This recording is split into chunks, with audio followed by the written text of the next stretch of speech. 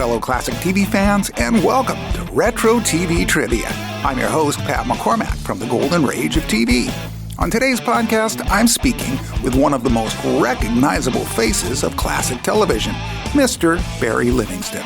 Perhaps most well known as Ernie Douglas from My Three Sons, we discuss how he survived all the pitfalls of being a child star, as well as the topic of outsmarting the typecasting curse, which never really affected him like many of his other peers. We talk about some fun inside stories, especially ones that involve his brother Stanley, co-star William Frawley, and one Lucille Ball. Barry has worked with the biggest names in the business and is still going strong. So, enjoy!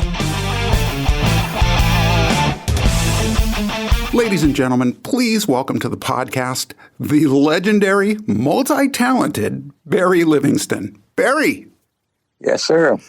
It's true. Well, okay, if you say so. I just roll with it.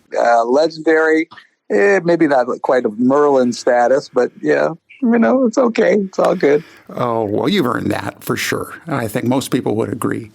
They may not be aware of the multi-talented like I am. Yeah, I've done a lot of stuff in my ripe old age and younger, and that's what you got to do when you're around. Make the most of the thing. Most people know My Three Sons, obviously, but yeah, I've been lucky to have a long career and got a lot of things done.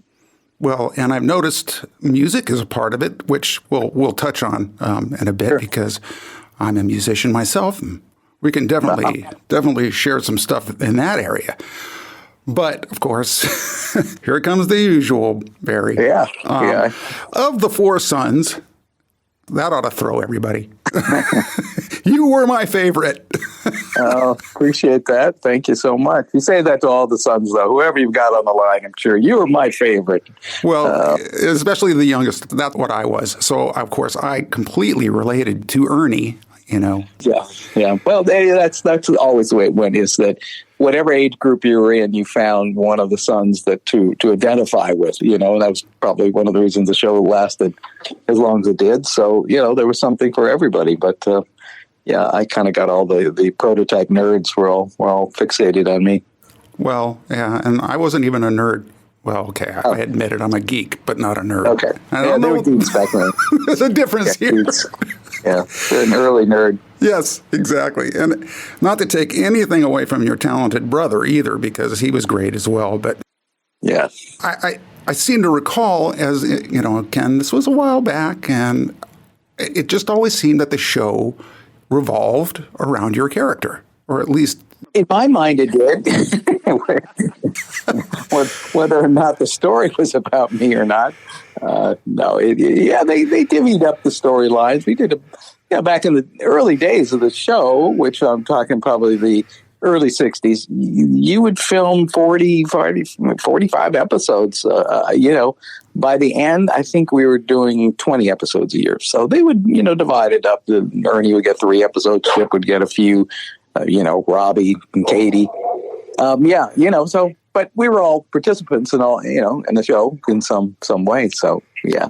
Yes. Well, and again, you had quite a cast there. You can't go too far off base with Fred McMurray is, leading the pack. And then William Frawley in the early years as Bub. And then he was replaced by William Demarest as Uncle Charlie. Both those guys were both legendary actors, long careers already in Hollywood. So, and Beverly Garland kind of came and joined us. And, it was quite a lot of fun. And all the guest actors. I just recently filmed a show about a week ago. And it's called 6:30. I think it's called Lessons in Chemistry. Don't tell anybody I said that. Oh, okay. I'm being super, super cautious about it, which is silly, I think. But nonetheless, Brie Larson, who's Captain Marvel, was the star of it. But one of the other guys in it was Beau Bridges.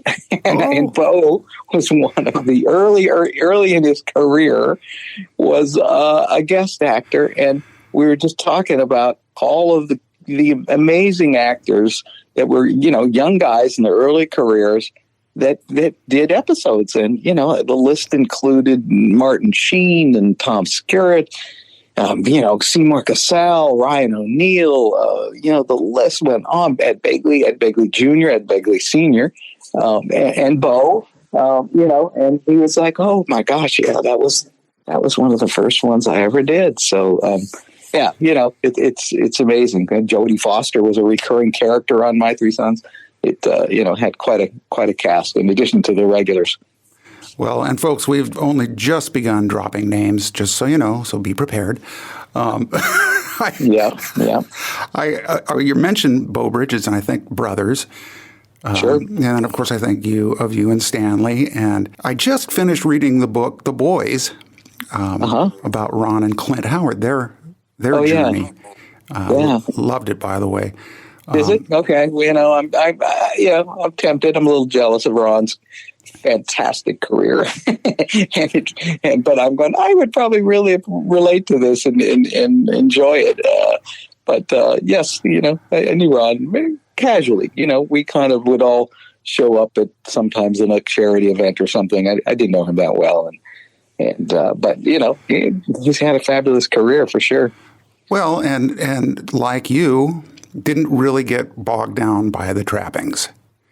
Yeah, and I guess, I probably would find that out in the book, but I think his parents kept it pretty real for them at home. And, that's part of it. I think, if you're living in this other bizarre fantasy world of being a child actor, and then, it's really important of your parents to make sure you're still just being treated like a kid. And I think probably Rance, who was, Ron and Clint's dad, I think he probably made sure that happened. Oh, absolutely. I often thought of it as rather than a book about the Howard brothers, but more a book on parenting. Okay. Yeah. Well, that's interesting. Was it first person? Was it interviews with the guys, or somebody just kind of researched it?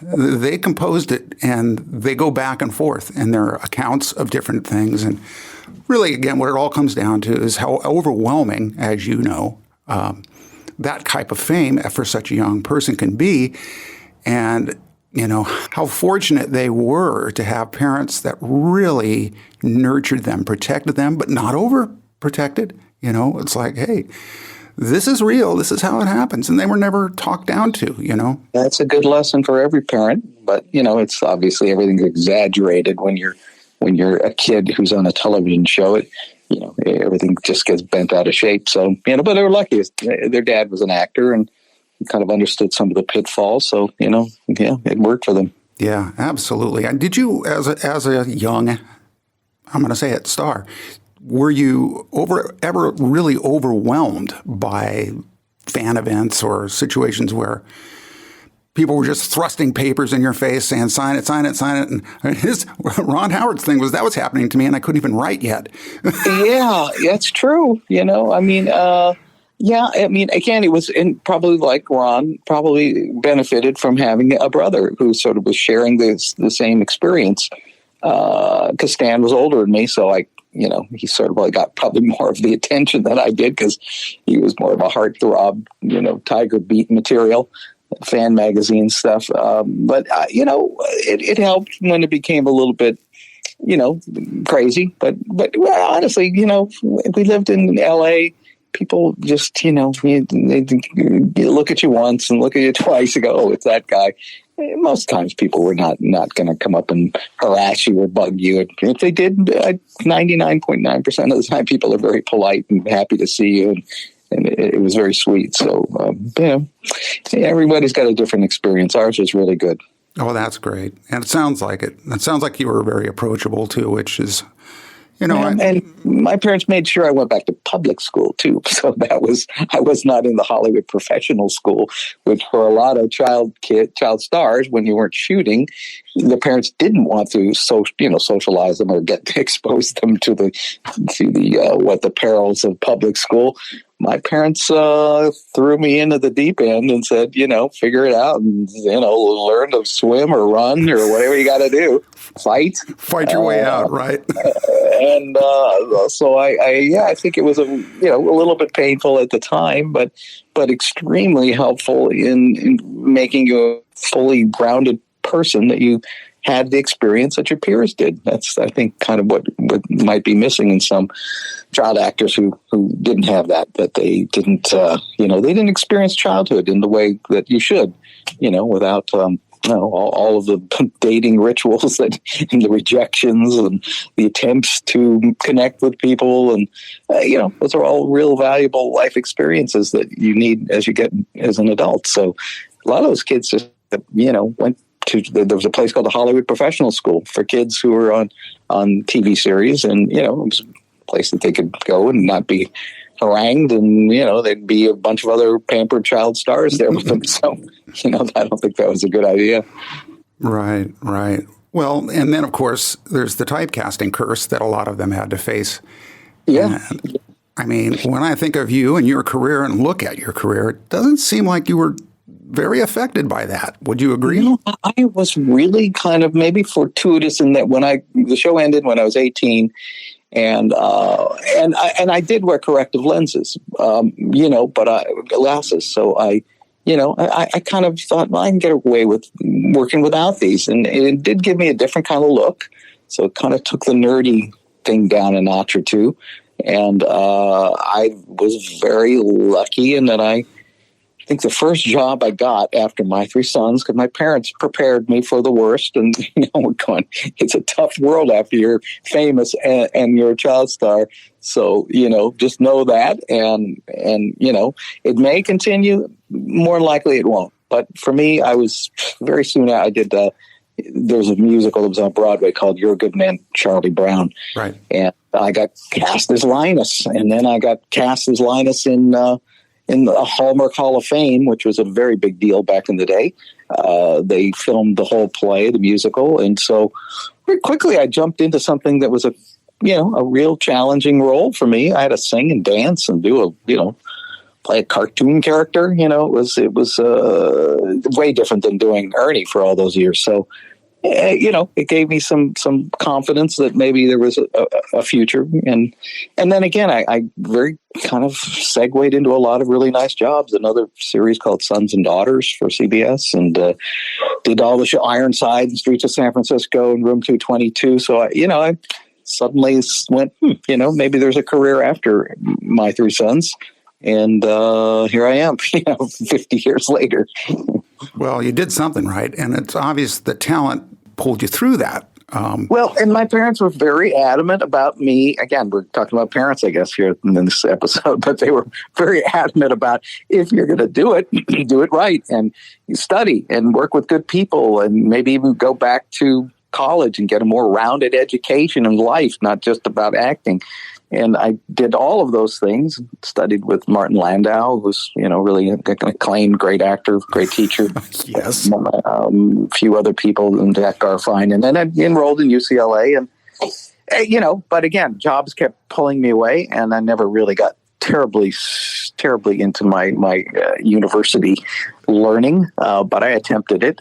But I just kind of rolled with it, and just whatever came along. If it was good enough, I'd go, well, I think I should do this, and and I would leave school. And so it was an interesting period right after Sons, but I was lucky.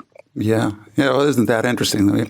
You go to college to learn a trade and a career, but unfortunately, it was your career that kept pulling you out of college. Yeah, that's true. It's so true. I did have something going on, and but then my education was, and I learned this from a very famous child star of his era, a guy named Roddy McDowell. Yeah. And Roddy was famous in the 40s and the 50s at MGM, but he was fantastic actor. If you see any of the Planet of the Apes movies, a fantastic actor. But we did a TV movie called The Elevator, and it was around the time I was still trying to figure it out. And I said, "What did you do?" Because he was already a very acclaimed adult actor at that point. And he said, "I went to New York. You should go to New York and experience New York, experience a whole other world than Studio City, which is where I grew up in L.A." And try to get work there. And lo and behold, I decided to do that, and was very lucky. And the first week I was there, I got a job in one of the biggest Broadway productions of the year, called The Skin of Our Teeth that Kennedy Center was producing, and boom, there you go. I right place, right time, and I lived in New York for 2 or 3 years. So that was formative. It was a good experience.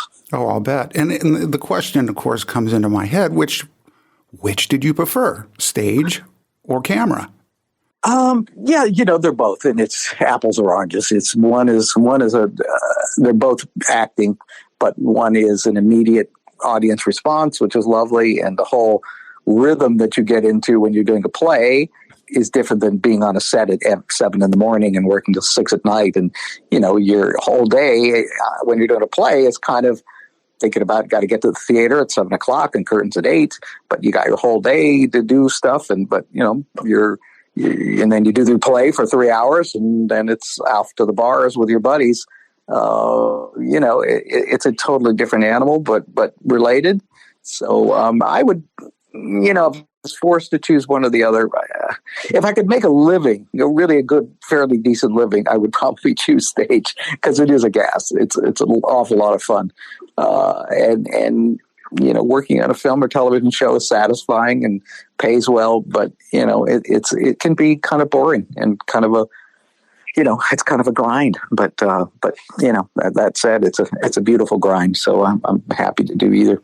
Sure. Not the hurry up and wait that you would get in that case, as opposed to the Broadway experience, which sounds like a blast to me. Boy. Yeah, it was, and and you're your own man. Once you're out of rehearsals and you're on stage, it's all you and your fellow actors. When you're in a film production, it's a collaborative, or television. It's it's the director's medium. The editor is going to put it together, and and you do your little scene, and then you're going to run off and wait around for 2 or 3 hours, and come back and maybe do another scene. And so it's fragmented. It's not like a real cohesive experience that theater can be.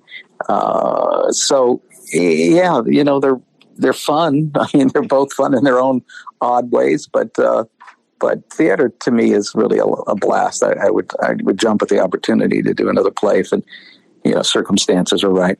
Yeah. Well, it's less time to think. So you're just okay. I'm on. Go. Oh yeah. And when things go wrong, it's in your ballpark.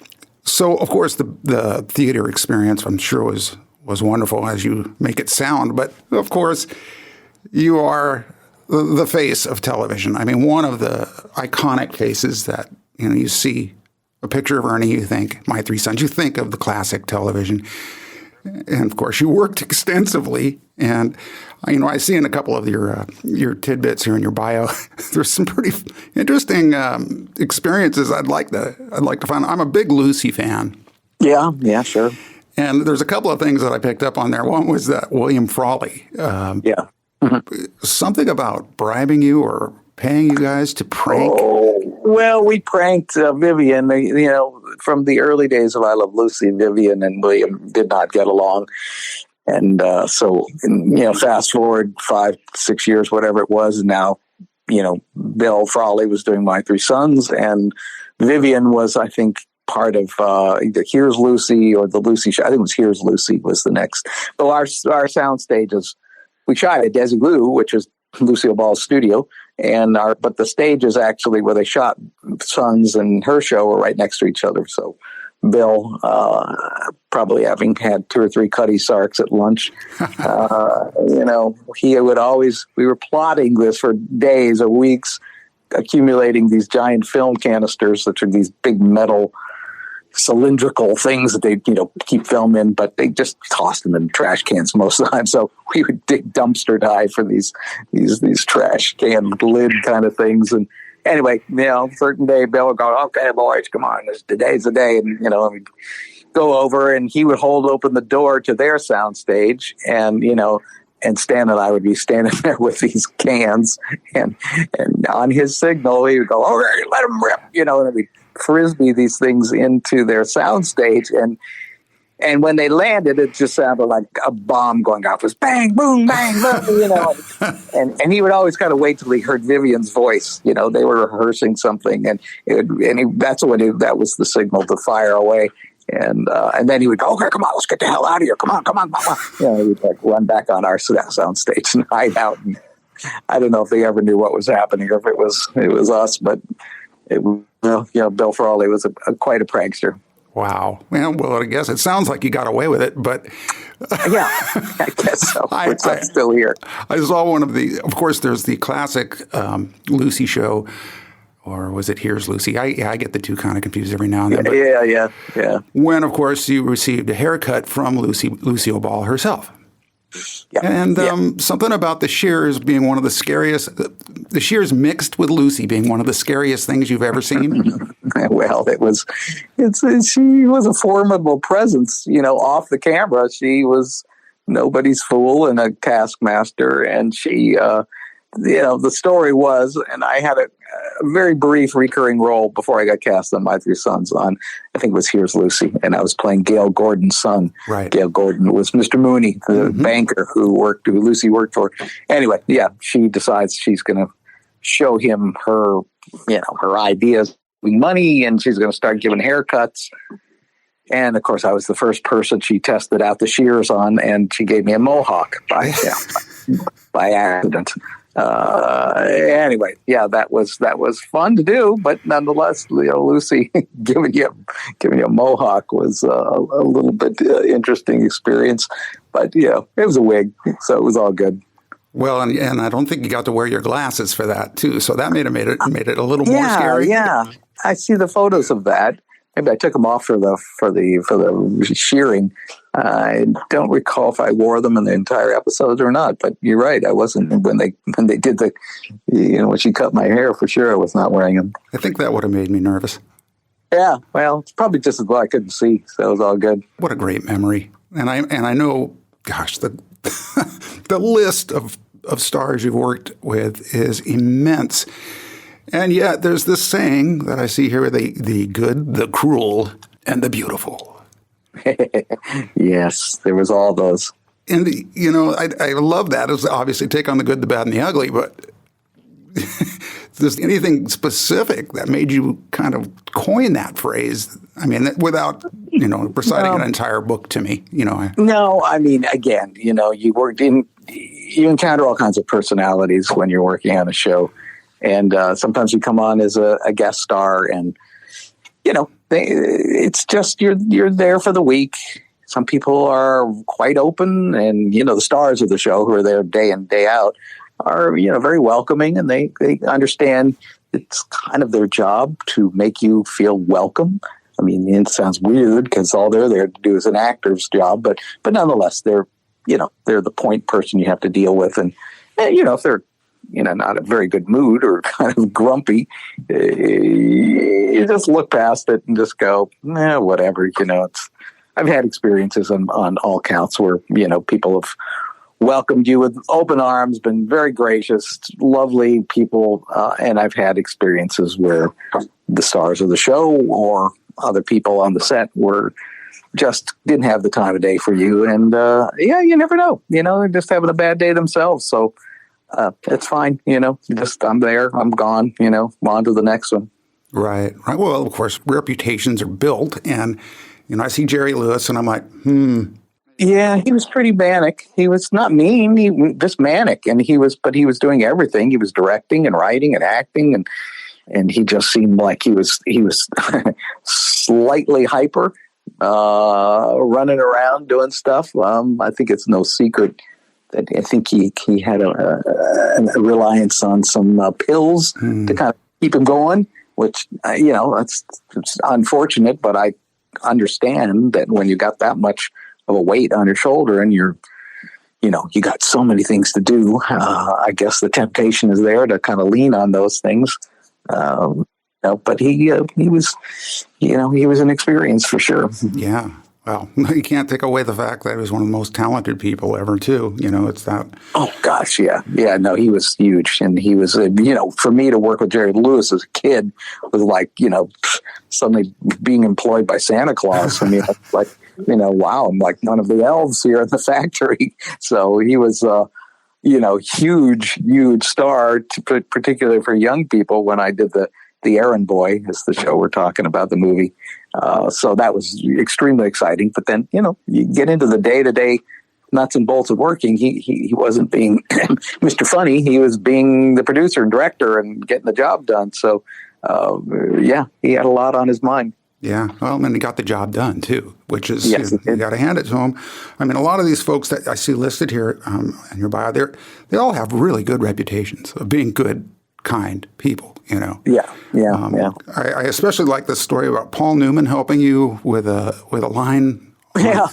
Well, that was the very first job I ever got cast in, and I was playing Paul Newman's son, and my brother Stan, who was Chip and my two sons, also got cast. So we were playing their kids.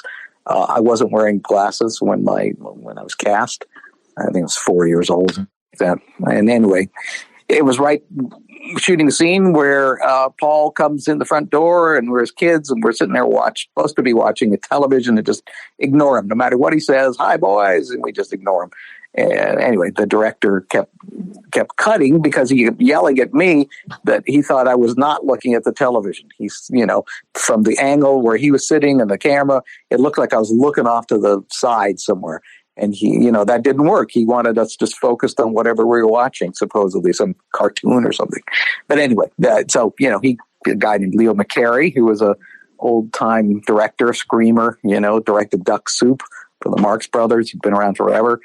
So he was getting more and more frustrated, and then Paul, sort of, being the star, has something to say in some of these issues.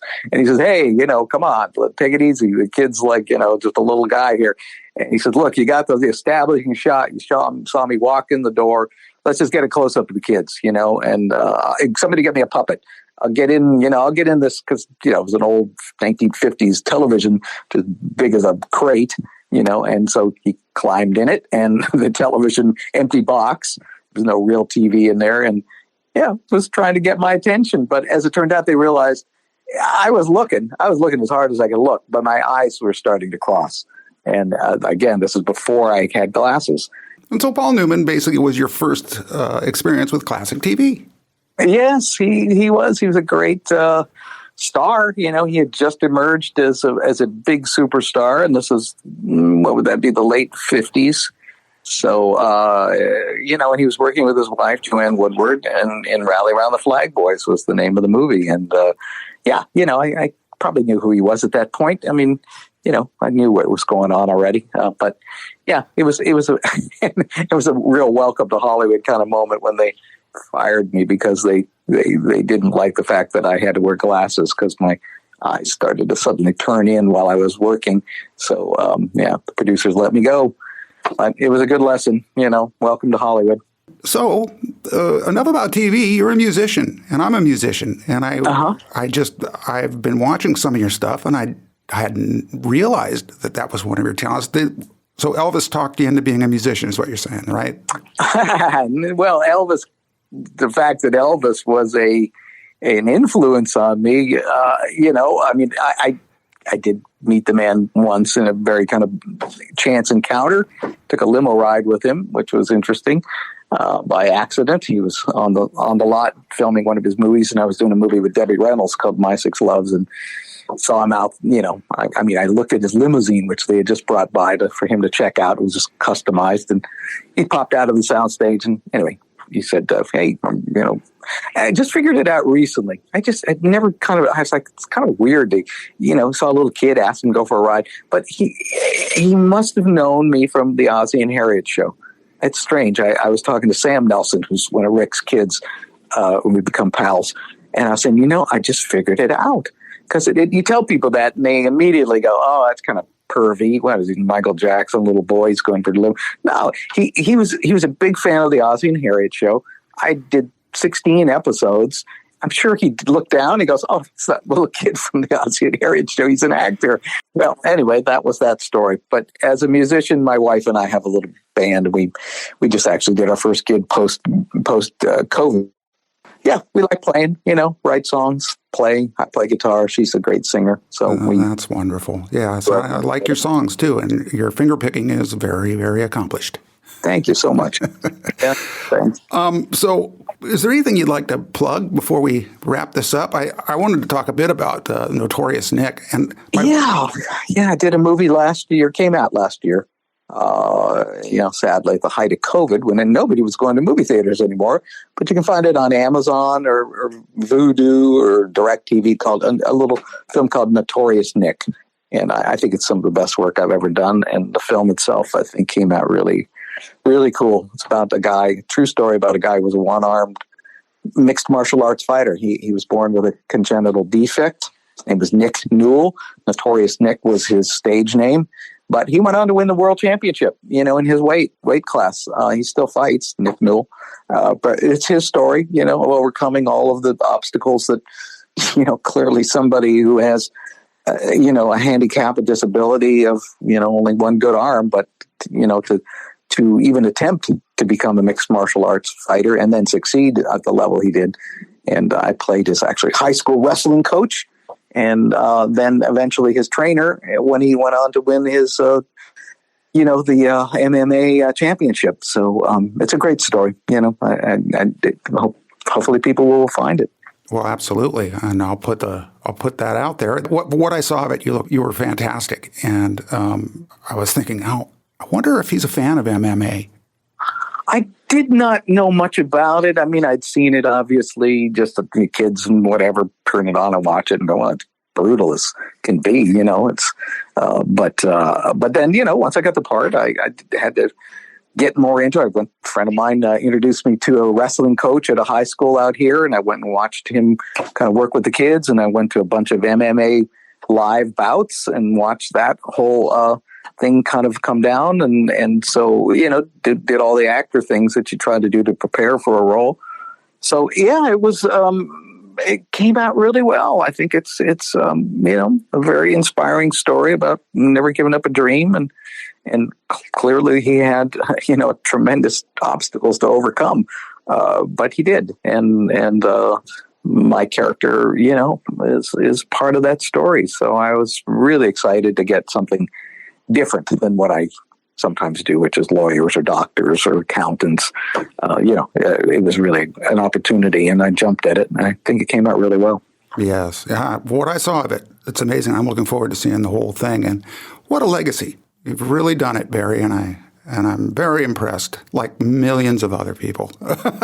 And, we're going to go ahead and wrap this up. And I want to thank you again for joining me. Is there a social media? No, just Facebook. I'm open. I don't restrict it to anybody, or it's open to the world. So, just to Barry Livingston, Facebook and Instagram. I'm on all those things, but, I don't have a website or anything. So, those are the places that they can follow what I do in my real life as well as my professional. Great. And of course, the book, The Importance of Being Ernie, is available on Amazon. And I'll leave links to all of what Barry's been talking about in the description. I want to thank you again, Barry Livingston. It's been a pleasure. Thank you, sir. All right. Well, thank you for having me on, and we'll see you further down the road. Yes, we will, sir.